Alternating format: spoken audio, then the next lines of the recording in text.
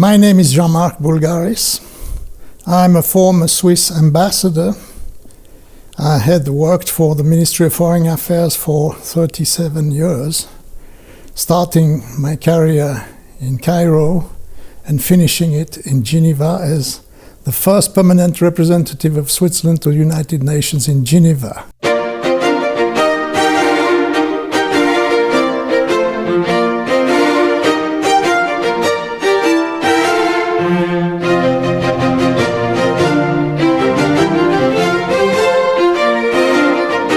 This is a very tricky question, but I think it enables people, when you think about this event, that we were confronted with a situation where one had to choose between two paths.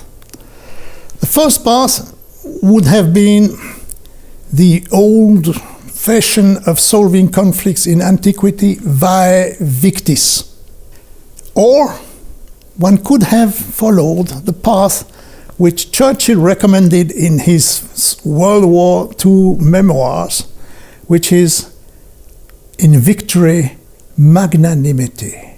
And one were just in between. There was one aspect of these negotiations which were really the antique way, vae victis, Germany having nothing to say in the discussion, having to take the text as which had been agreed between the victorious persons, and the Germans called it then a diktat. That is, it had been dictated to them. They had not participated in the negotiation.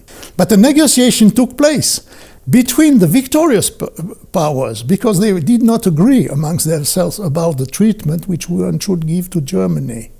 The main negotiation was in a closed circle between the four big powers of the time, US, UK, Italy, and France. The French wanted to have a frontier on the Rhine to be secure and the US wanted to have the League of Nations where everybody would be on the same level. So that was a very difficult negotiation, and it ended with this Treaty of Versailles, which was considered at the time by many as simply the pretext for the next war. As far as negotiation is concerned, I think that it was a bad example, because if you want to negotiate, you have to let the other party also express its point of view. This is what the French had been allowed to do in 1871 when they negotiated in Frankfurt with the Germans after their defeat in the Franco-German War. They were able to get a reduction in the amount of money they had to pay to Germany. But in 1919, there was nothing of this kind in the negotiation. The Germans were just put aside.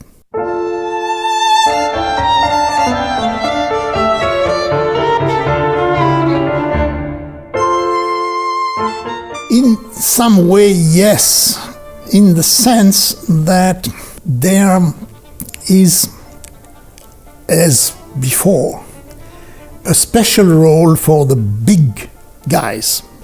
If you take the example of the Conference of Dayton, which ended the war in Bosnia-Herzegovina, you can see that the Americans decided to have this conference on a military base where the participants from Bosnia, the three parts of the Bosnian population, the Bosniaks, the Serbs, and the Croats, were put into a kind of no man's land with practically no contact with the journalists, with the press. So there were no leaks.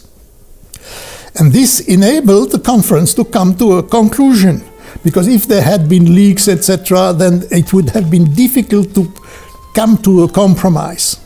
So the big power still play a role. Look at the Middle East. This is the same thing. You have Russia, you have United States, which, are the one who supervises whatever talks may take place. But on the other hand, there have been progress, because in both cases, for example, there is a strict affirmation of the right of the participants to speak their minds. You no longer have the Bosnians on the side, and then the big powers decide between themselves what should be done. They had the right to speak, and they could come to a conclusion.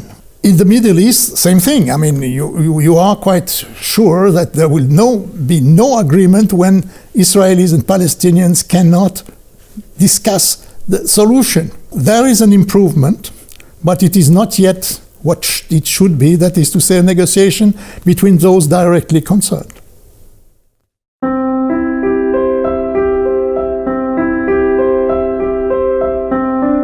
In 1815, in the Congress of Vienna, after the defeat of Napoleon, the Swiss neutrality was anchored into the international law. And in 1919, the Swiss had to take a decision about joining the League of Nations. But by joining the League of Nations, in principle, they should have dropped all their neutrality policy. They negotiated in order to get a special deal, which they got. Military neutrality, but no economic neutrality. That is to say, when there were sanctions to be applied against a member of the League of Nations which were not respecting the decisions of the League, then Switzerland should also apply sanctions. This was, of course, a very big point in Switzerland. There was a big discussion, and there was a vote. And there was a vote which was positive in favor of joining the League, but a very narrow margin, practically the same margin as we had in 2002, that is to say 80 years later, by joining the United Nations. So this was something very big. And in order to illustrate this, I would like to read some excerpts of affiche pamphlet which was affixed on the walls of the city of Geneva the day after the vote on joining the League of Nations. So it reads, "People of Geneva, you had a great and solemn duty to fulfill. You had to choose between egoism and human solidarity, between darkness and light, and trustful to your glorious past, you made your choice by putting in practice the beautiful and male words of your motto, Post tenebras lux. Thus, you associated yourself with the majority of our Swiss family, of our beloved fatherland." And then it goes on saying that the Geneva people should help the success of the League of Nations, and then they gave an afternoon off to the pupils and the civil servants to participate in a big march through the city of Geneva, and they asked all the marching bands of Geneva to be part of this march. And it was signed by the 7 members of the Council of State.